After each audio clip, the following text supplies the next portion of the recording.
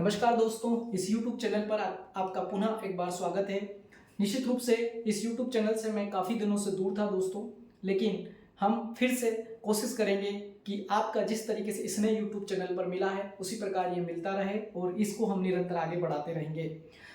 जैसा कि आप सब लोगों को दोस्तों पता है कि मध्य प्रदेश राज्य सेवा परीक्षा 2023 की प्री परीक्षा जो है वो उसकी वैकेंसी आ चुकी है और उसके बारे में लोग लगभग सब लोग तैयारी कर रहे हैं। आप भी अपने तरीके से तैयारी कर रहे होंगे, लेकिन दोस्तों जैसा कि प्री के लिए जो कॉन्सेप्चुअल क्वेश्चन आते हैं हम उस कॉन्सेप्चुअल क्वेश्चन पर बात करते हैं और वो क्वेश्चन जो है वो इतिहास से जुड़ा हुआ आज का जो टॉपिक है और वो टॉपिक इस प्रकार से है कि मध्य प्रदेश के में इतिहास की जो राजवंश है उन राजवंश में उसका संस्थापक शासक कौन है, उसकी राजधानी कहाँ है। इस प्रकार से एक प्री के टॉपिक के रूप में हम आज स्टार्ट करते हैं।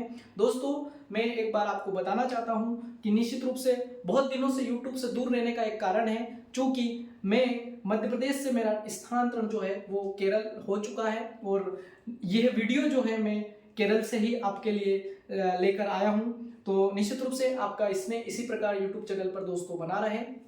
हम स्टार्ट करते हैं आज मध्य प्रदेश के इतिहास से संबंधित कुछ कॉन्सेप्चुअल क्वेश्चन जो है उसके बारे में। तो ये कॉन्सेप्चुअल क्वेश्चन इस प्रकार से दोस्तों कि मध्य प्रदेश पीएससी प्री के लिए 2023 के लिए जो कुछ फैक्चुअल क्वेश्चन आ सकते हैं उसमें सबसे पहले हम लोग बात करते हैं कि मध्य प्रदेश के जो प्रमुख राजवंश है उस राजवंश के प्रमुख जो राजा रहे हैं या जो संस्थापक शासक रहे हैं और उनकी राजधानी क्या थी।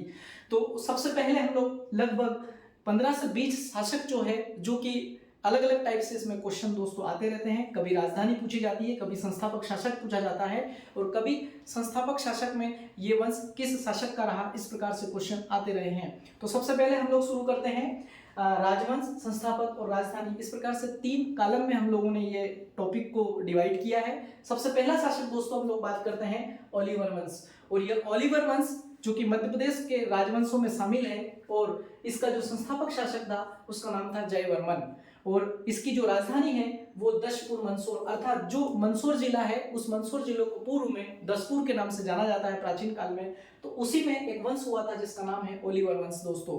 तो यहाँ से क्वेश्चन आ सकता है ओलिवर वंश का संस्थापक कौन है और ओलिवर की राजधानी क्या थी। दूसरा क्वेश्चन, दूसरा फैक्ट है, दूसरा राजवंश है नागवंश के नाम से जानते हैं हम लोग और नागवंश का जो संस्थापक शासक था उसका नाम वृषनाग है और वृषनाग जिसकी राजधानी विदिशा, जिसे हम लोग मध्य प्रदेश की विदिशा जो कि बहुत प्रसिद्ध रही दोस्तों, उसी में से एक वंश रहा नागवंश और नागवंश की राजधानी रही है विदिशा। तीसरा शासक या राजवंश है जिसको हम लोग गुर्जर प्रतिहार वंश के नाम से जानते हैं और गुर्जर प्रतिहार वंश जिसका संस्थापक शासक नागभट्ट प्रथम था दोस्तों और इस नागभट्ट प्रथम की जो राजधानी थी वो उज्जैन सबसे प्रथम में थी।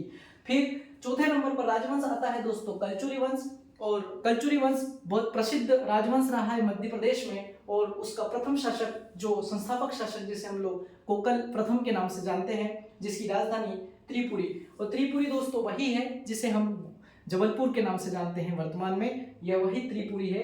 तो कलचुरी वंश यहाँ पर शासक करता था। अगला वंश है चंदेल वंश। चंदेल वंश के बारे में हम लोग इतिहास में दोस्तों मध्य प्रदेश में भी पढ़ते हैं और हिस्ट्री में भी पढ़ते हैं, भारत की हिस्ट्री में। चंदेल वंश भारत का एक प्रमुख राजवंश रहा है, मध्य प्रदेश का भी रहा है। इसका संस्थापक शासक जो है वो नन्नुक रहा है और इसकी राजधानी इसने खजुराहो को बनाई थी। तो चंदेल वंश से संबंधित क्वेश्चन आते हैं, निश्चित रूप से दोस्तों आप लोग इसके बारे में जानते हो। अगला वंश है परमार वंश और परमार वंश मध्य प्रदेश का एक बड़ा वंश रहा है जिसने भोजपाल या भोपाल जैसे नगर को बसाया है। तो परमार वंश जिसका जो संस्थापक शासक है वो कृष्णराज के नाम से भी जाना जाता है, एक नाम उसमें उपेंद्र भी आता है। तो दोस्तों यहाँ से याद रखने वाली बात है कृष्णराज भी उसका संस्थापक हो सकता है, उपेंद्र ऑप्शन भी हो सकता है। तो कृष्णराज उपेंद्र इसका संस्थापक शासक याद रखिएगा। और इस परमार वंश की 2 राजधानियां रही है, धार सबसे पहले, फिर उज्जैन उन्होंने शिफ्ट की और बाद में जो राजा भोज थे उन्होंने एक भोपाल शहर बसाया था, तो वो भी परमार वंश के नाम से जाना जाता है। तो अगला वंश है दोस्तों मालवा का गौरी वंश।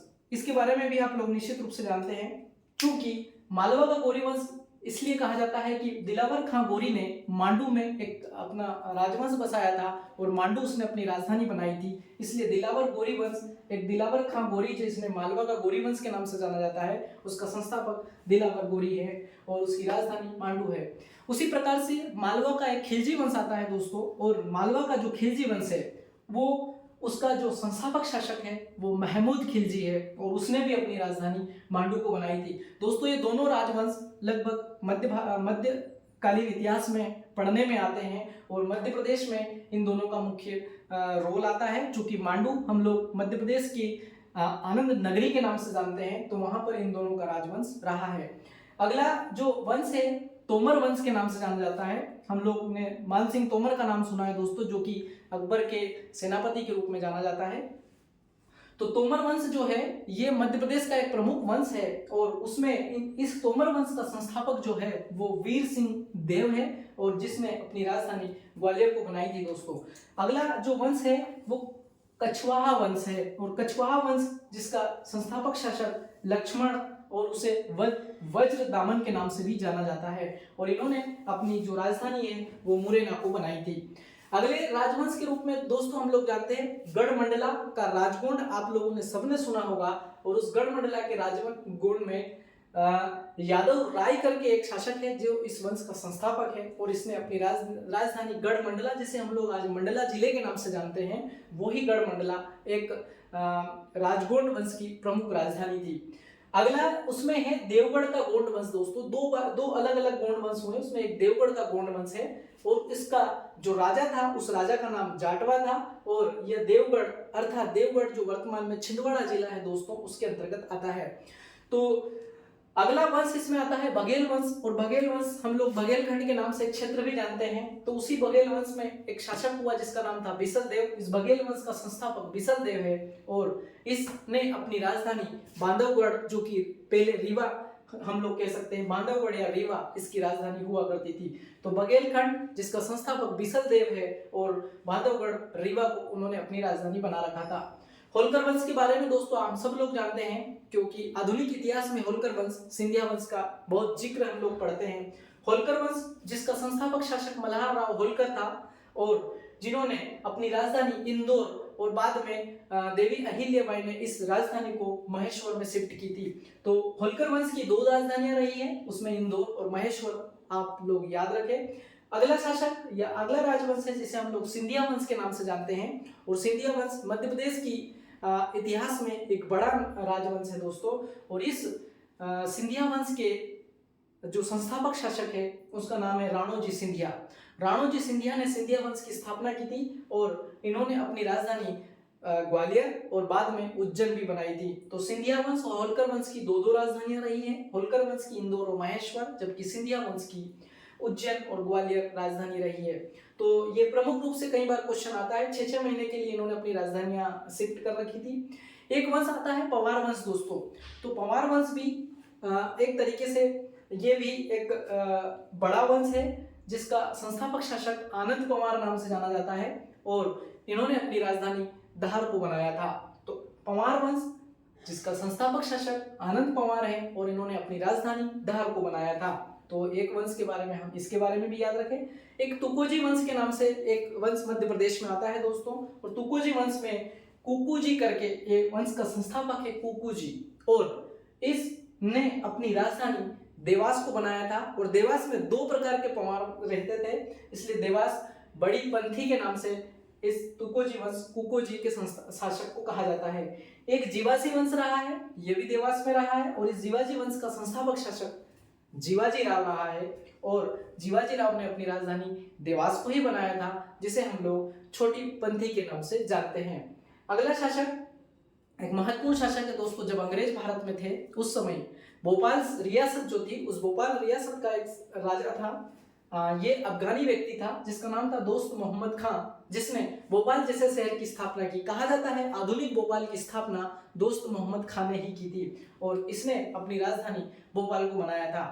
तो निश्चित रूप से दोस्तों यह जो इतिहास का जो राजवंशों का जो एक टॉपिक है आप लोगों के लिए उपयोगी हो सकता है। कई बार इसमें जो फैक्चुअल क्वेश्चन आते हैं हमारे मध्य प्रदेश प्री में, मध्य प्रदेश पीएससी प्री में वो आपके लिए उपयोगी हो सकता है। तो यह वीडियो यूट्यूब चैनल पर आप इसी तरीके से जुड़े रहिए। धन्यवाद।